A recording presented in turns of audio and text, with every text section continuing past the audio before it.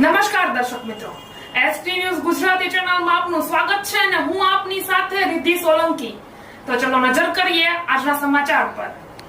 તલોદ ખાતે સિવિલ હોસ્પિટલમાં યશસ્વી વડાપ્રધાન શ્રી નરેન્દ્રભાઈ મોદી સાહેબના જન્મદિવસ નિમિત્તે બ્લડ ડોનેશન કેમ્પનું આયોજન કરવામાં આવ્યું હતું.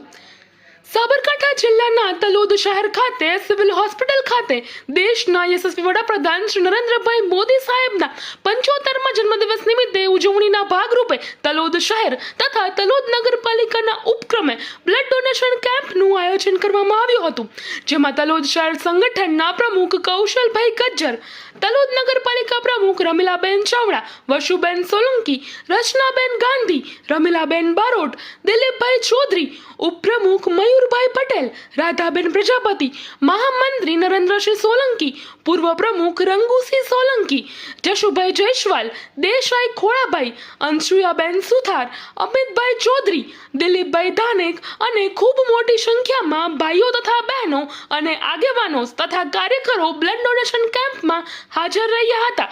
પ્રેસ રિપોર્ટર પરેશ શર્મા અને દિલીપભાઈ પરમાર સાથે એસટી ન્યૂઝ ગુજરાતી, તલોદ, સાબરકાંઠા.